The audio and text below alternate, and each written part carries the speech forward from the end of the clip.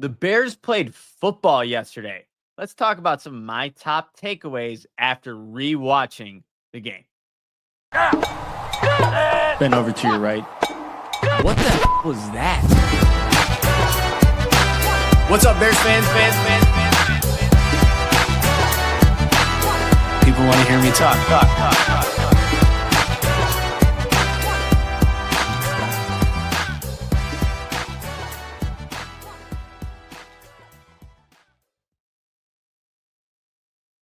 What's going on, Bears fans, and welcome to another episode of the Nicholas Moreano Show. I am your host, Nicholas Moreano. Right before I went live, I'm like, I should get a water. I don't need a water. And then fumbling over my words on my own last name. Welcome, everybody, to this latest episode of the Nicholas Moreano Show. I'm your host, Nicholas Moreano. Make sure to like, subscribe, leave a comment on this YouTube channel, and also share this Bears channel with fellow Bears fans. We're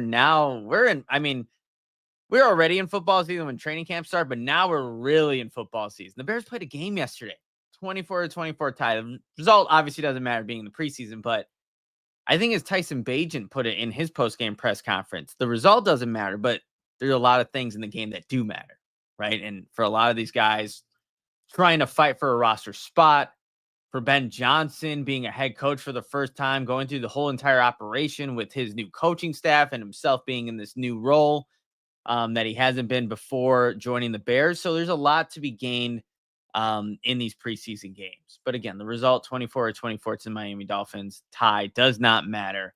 And before we get into my top takeaways after, I kid you not, I've rewatched this game. I've watched this game 3 times already. Obviously live with everybody else. I rewatched it really quickly. I focused on Luther Burden, Colston Loveland for one of my watches, and then just Azie Trapilo, Braxton Jones. I'm going to give you my takeaway from what I saw after rewatching the game multiple times in just a sec. But before we do, this episode of the Nicholas Moreano Show, guys, it's sponsored. It's powered by my friends at Triumph Drinks. You're going to see the lower third. Oh, not the lower third, but corner there changed. The hydrogen-infused electrolyte that helps fight fatigue, supports muscle recovery, and promotes overall wellness with the power of molecular hydrogen. Zero sugar, zero artificial ingredients. It's clean, effective hydration without the sugar or crash. Use the code NICK, N-I-C-K, at triumphdrinks.com to get 10% off your order. Every purchase with that code helps this show grow and keeps the content coming your way. Plus, Triumph donates a portion of every sale to mental health charities. Add the winning element to your daily grind at triumphdrinks.com. All right, everybody, let's get into some of these top takeaways that I had from this preseason game. I'm not going to spend too much on this. Obviously, a majority of the stars did not play in this game, but I thought there was some things to be gained from just talking about this and going through, what I saw.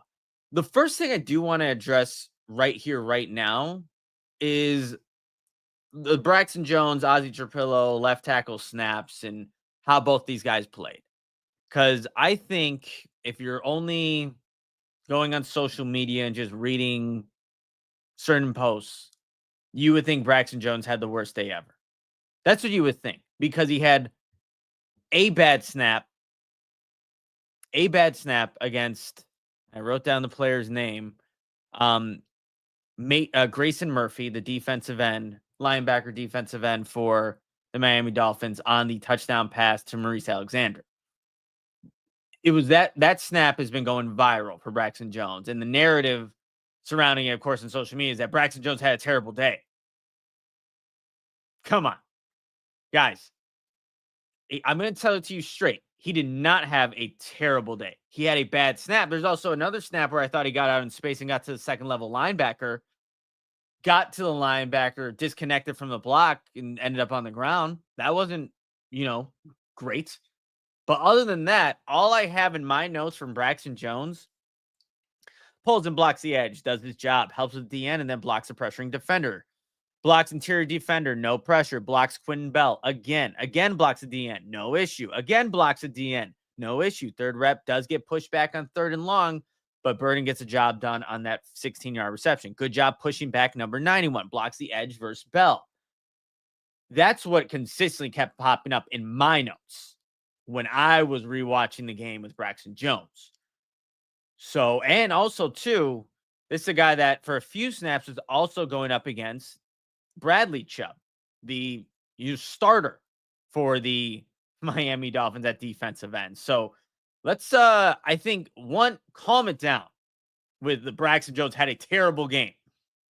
He had a very bad rep that still ended up in a touchdown. But if that play doesn't, happen as fast as it does, Tyson Bagent doesn't deliver a perfect ball high and away to Alexander, then yeah, that play would have been a disaster.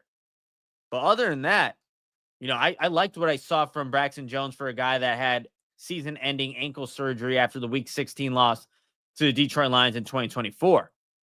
I do have some notes, a little slow out of the stance and didn't get enough depth on his pass block rep, but does push the end. But Bagent just starting to escape the pocket before he's sacked from the guy that Jones was blocking. That's not on Braxton Jones. The play, there's an interior defender. Tyson, maybe I think the play was just kind of happening a little too slowly. Boom, sack. But it's not on Braxton. And then I do have that last rep, clearly beat inside by number 14, but Bagent throws a touchdown. All right, that's what I saw from Braxton Jones. And now I'm not here to. I'm just telling you what I saw. That's how it's always going to be with me. For Azie Trapilo, he gets in. That would be the 4th offensive series he would get in. I have my first note. Could have been called for a hold, was beat by jump, chop, block, move. Quentin Bell, who Jones was blocking pretty well the entire time, put the move on him. Quick screen pass to Travis Homer, still complete. But if you watch that rep, you're like wondering, how is this ref who's in the backfield not throwing the flag on Azie? But hey, no flag. No harm, no foul. Then I have my second rep for Azie Trapilo. Lowers his head and is beat around the edge. Defender hits Bagent, forces an incomplete pass. Quentin Bell, the defensive end that Braxton Jones was locking up pretty much the entire game. He was able to, beat Azie around the edge, hit Bagent. It forced an incomplete pass. It's like, that's close to almost being like a forced fumble there. 2 bad reps to start off for Azie Trapilo. So go rewatch that and see what you see. Run play 3rd and 1, blocks at the end, but does disconnect from the defender. Okay.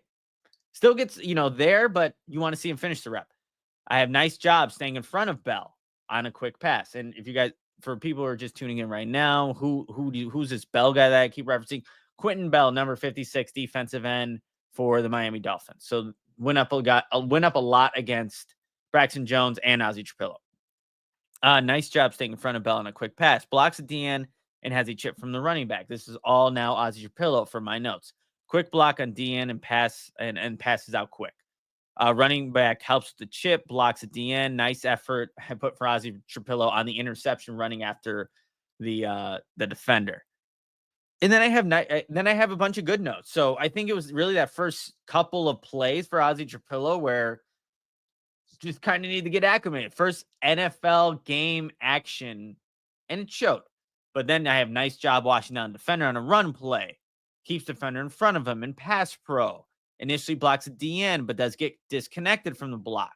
Nice job getting the second level and staying with the block on the linebacker, moving in space, pulls left and blocks at DN.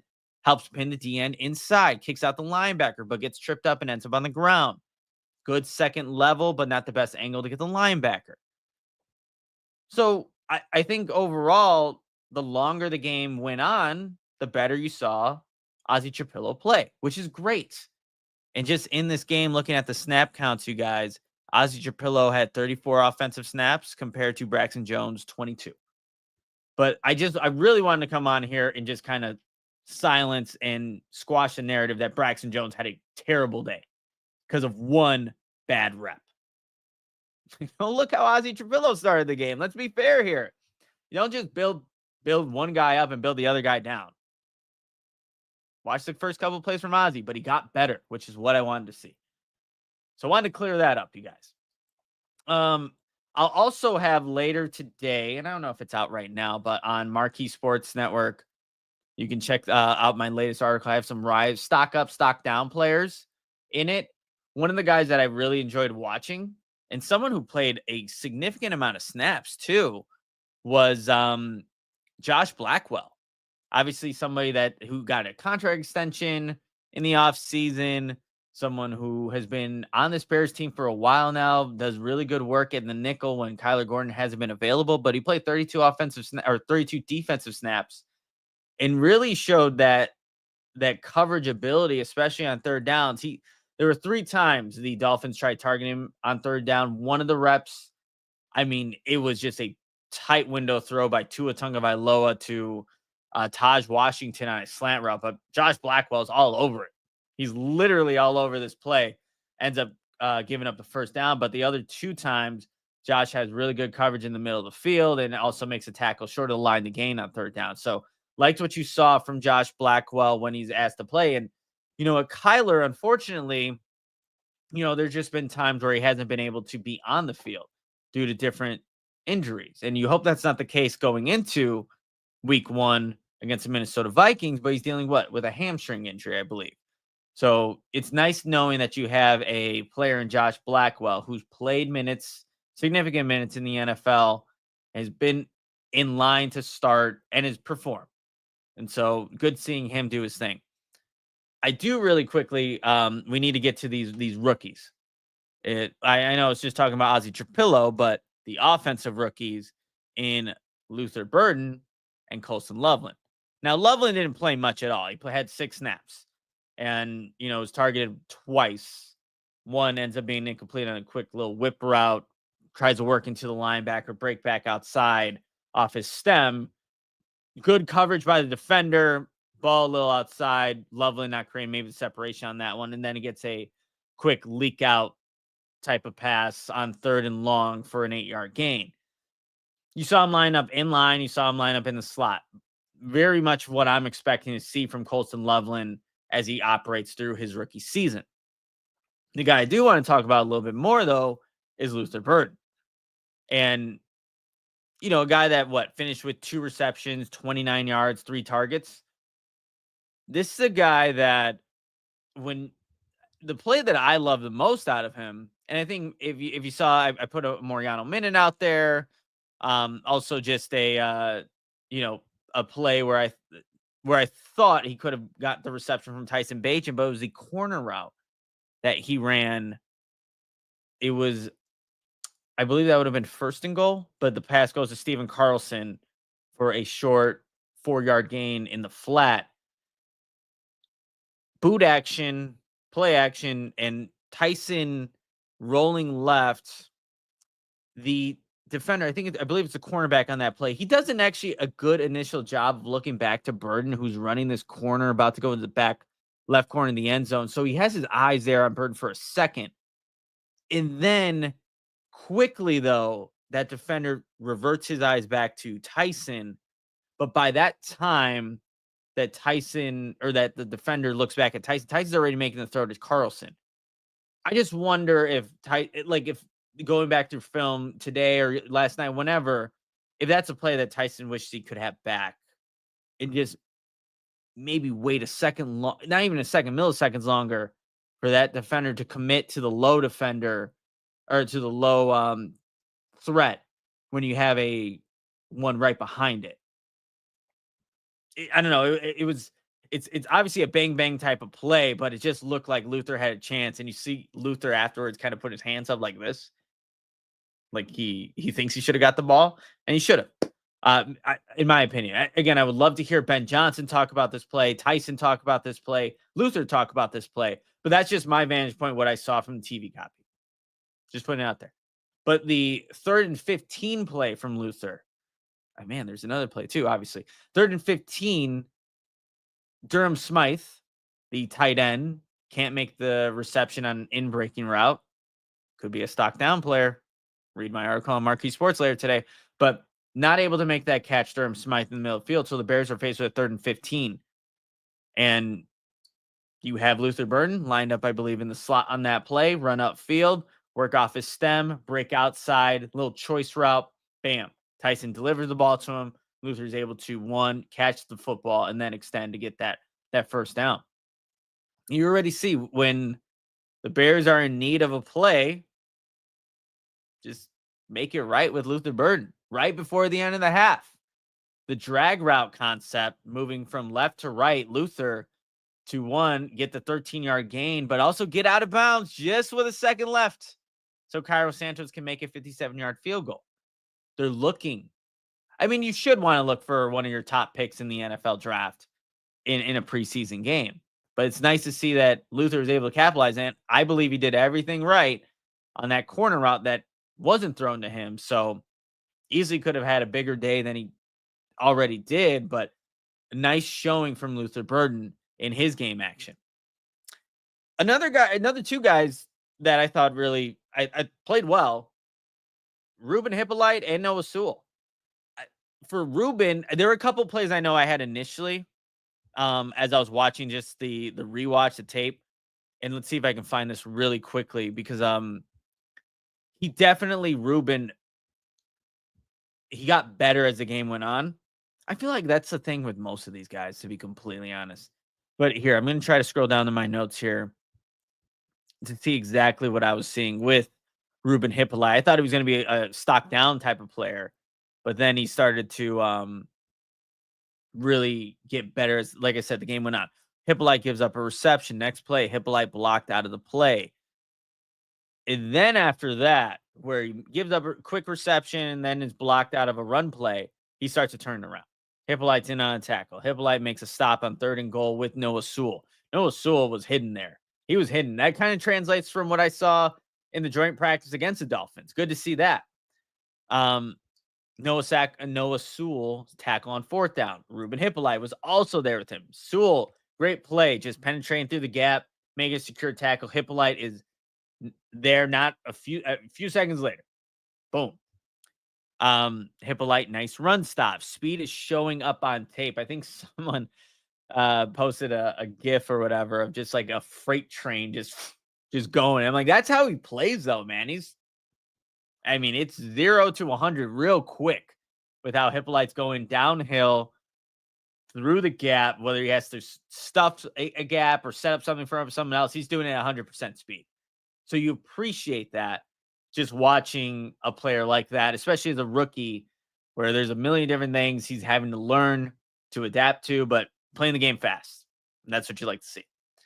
So Ruben Hippolyte was another guy that showed up and I think showed out for me. Also, the running backs, Kyle Monungai, Ian Wheeler had a nice touchdown run that was taken away because I believe it was Alexander who was trying to signal to the ref. He was like doing the little, hey, am I good? Am I good? And then he take a step up and then gets flagged for, a procedure penalty. And you see Ian Wheeler busting his ass, breaking a tackle and trying to go upfield for what was a touchdown that got taken away. But you saw some hard running from both those running backs. Like to see it. Adam, I talked about Braxton Jones up at the top. That was one of my first kind of topics for the day because I think there's this bad narrative that Braxton Jones had a bad day. But go listen up at the top after. Well, you can do it now, whatever. But yeah, I didn't think he had a bad day at all. He had a bad rep, not a bad day. We got Bitcoin Barber in the chat here. I thought play calling was bad in the first few series. Open field tackling sucked. Goal line stance was outstanding. I thought Reed looked excellent. I thought I'm not going to make too much about the play calling, to be completely honest. It's preseason football. You're not game planning. You're not throwing out a lot of things out there. I did like some of the play action things he did. Tyson hit, I believe Devin Duvernay towards the left sideline off play action. The play where I was talking about with Luther Burden, that's off play action. People are open. So yeah, you like to see that.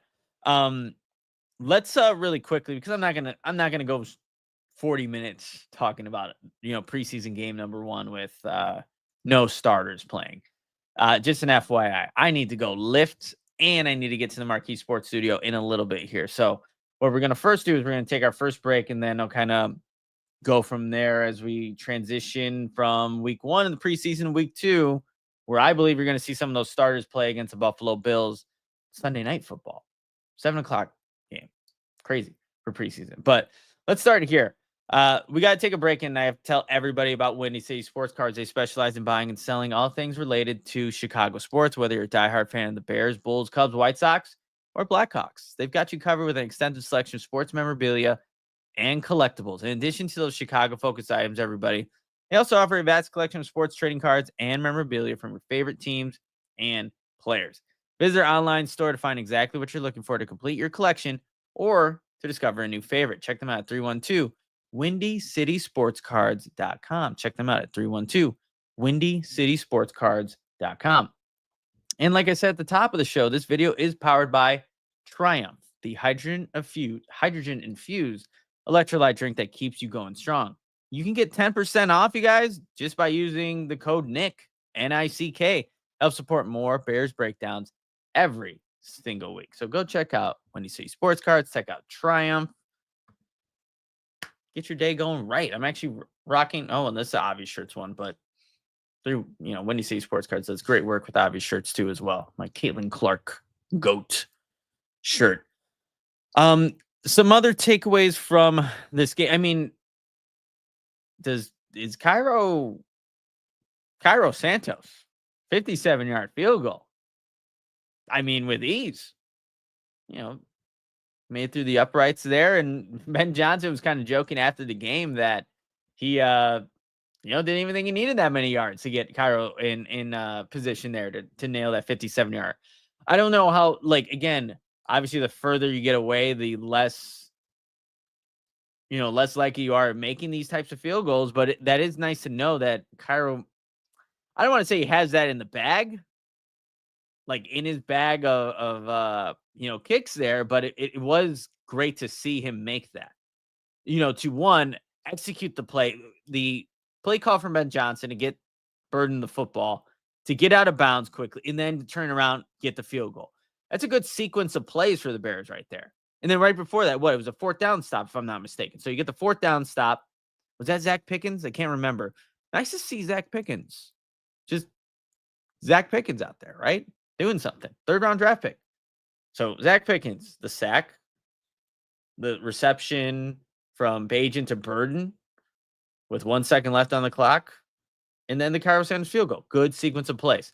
I also think I'd be doing a disservice, and shame on me. I mean, Austin Booker, guys, listen, to be fair, he did pop off last preseason. I believe it was against the Buffalo Bills. Well, that was the first preseason game last year. I know I was in Buffalo for that. Whatever, but the thing with Austin Booker too is that, yes, you see the sacks, the 3 sacks that he got. That's great, but it's the effort plays that almost are more, I don't know, noticeable for me. The play right before he gets the strip sack fumble, he's running out towards a screenplay to what would be the defense's right side and just hustling over there. The play ends up being incomplete, but he's over there. It's something that has always been with Austin Booker. Even in his rookie season, there were definitely clips of him just hustling. Now, if he can just get the whole, can I stand up the edge, hold the edge on run plays, still utilize those, I think it was was it Travis Smith, the old Bears defensive line coach? He described Austin Booker as unorthodox in his way of rushing the passer. But if you can use however you need to get to the pass or to the quarterback, you do it. But if you can start building those things up, and then you're starting to see a more improved Austin Booker. But it was great to see the showing that he had, the hustle that he showed throughout the entirety of that game, because he definitely stood out. But Ben Johnson called him a menace yesterday, and he definitely was for the opposing Miami Dolphins offensive line. So great to see there. You know what? A guy that, unfortunately, we do have to talk about, well, I guess there are a number of wide receivers that took advantage of their reps, right? You had Alexander, who caught a touchdown, caught a couple of passes. You had Jahadi Walker with a nice, what I really appreciate on the touchdown grab from him and Case Keenum, the late hands. So he's lined up just outside the right hash, runs that fader out towards the back right corner. And as he's looking back, you don't see his hands come out at any point until that football basically drops in the breadbasket. Again, he's not giving any indication to the corner on that side when that ball is about to be dropped for a touchdown, or placed, I should say, placed in his hands for a touchdown. So really good, just technique, concentration, focus on all of that. There's also a second and long play where he was able to get a 13-yard grab, convert the chains as well. They went on the very last play. Austin Reed tried to hit him again on a go ball towards the left sideline. And I believe just watching TV copy, you see why am I blanking on his name? Really quickly, let me do a quick Google search. This is terrible for me. Antoine Randall L. I don't know why that name escaped me. You see him talking to Walker, like almost like sell the play, you're getting pass interference.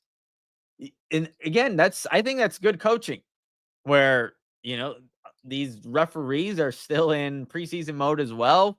If you over exaggerate the play, maybe you get that call. You get another opportunity on fourth down play like that to then extend the drive, because Jahadi Walker just the defender was in front of him, didn't look back, didn't throw up his hands or do anything. So there wasn't a flag, and maybe there wasn't deserving of flag, but make it sell it. And it just looked like from the TV copy that Antoine Randall L was trying to tell Walker to do that. Didn't happen. Tyler Scott, you guys, played 31 offensive snaps, the most out of any wide receiver on this Bears team. 1 reception, 8 yards. I love talking to Tyler Scott in the locker room. Really good dude. And I just don't think there's a spot for him on this team, unfortunately. Just because, one, you add Luther Burden, you obviously have Rome, DJ, all these guys, and then you have other players that are also stepping up. You also have Devin Duvernay, and I just think that it's the writing's on the wall for the third round. Or was he a third round? No, I kind of forget when Tyler Scott was a fifth rounder, if I'm not mistaken. Tyler Scott got the speed, just had some fortunate drops. 4th round draft pick, so right in between there. So, yeah, I just don't think there's a spot for Tyler Scott on this roster as it stands today with the wide receiver room and what you're kind of looking at there. But yeah, guys, this is I'm not gonna go, like I said, not gonna go Terrell Smith. He made some good plays throughout this game. However, when you have an opportunity for a pick six, he also had an interception that he dropped in the joint practice on Friday. It's like, dude, it's a stacked DB room. He also had Nashawn Wright, who, he made some plays in the preseason game, but also I know he gave up a reception as well. But you need to capitalize, Terrell Smith, especially when it's a competitive cornerback room right now. But he was in the right position, broke on the play towards that right side, right sideline, or left sideline, I should say, and just missed it. But overall, I think there were some good plays that were made by some players that are looking to get some potential minutes in this upcoming season. So there you go. Herb Howard. Herb, my dude. That was a dream pick six. Yes. You did everything right, man. It's like you read the route, you broke on the play, and then you're reminded why you're a cornerback and probably not a receiver with the hands there. But hey, Terrell Smith still broke up the pass. Probably thinking about that one. I'm sure Al Harris has a few words for him for not completing the play as he should have. But guys, hey, that's going to do it for this episode. About 30 minutes here on preseason game number 1 without any of the starters, majority of the starters not playing here.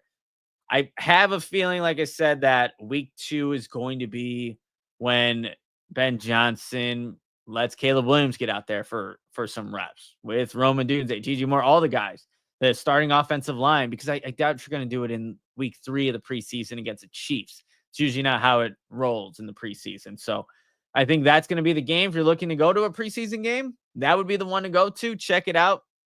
Again, Sunday Night Football, 7 p.m. Kickoff for the Bears and Bills. And I guess not. I guess I'll say this now. I'll be at the joint practice covering the game for Marquee, and then I'll also be at the game on Sunday. So glad to be back in the press box, back inside of Hallis Hall for this upcoming week. So it should be fun. But guys, I appreciate everyone for coming in, hanging out with me throughout this episode. And, hopefully you gain some insight just on what I saw from this Bears preseason game. But that's going to do it. Make sure to like, subscribe, leave a comment. Share this YouTube channel with a fellow Bears fan. Also, I always forget to do this at the top of the show. If you're just an audio listener, Spotify, Apple Podcasts, Amazon Music, on those platforms as well. So make sure to subscribe there and, leave a review. That always helps. Helps grow the channel, gets me into the algorithms of all these Bears YouTube channels. So, all right, guys, that's going to do it for this episode. But everyone enjoy the rest of your week, and I'm sure I'll see you at some point. Don't know exactly when, but you'll see me. But everyone have a great rest of your day. Until next time, adios, Bears fans. Bend over to your right. What the was that? What's up, Bears fans? People want to hear me talk.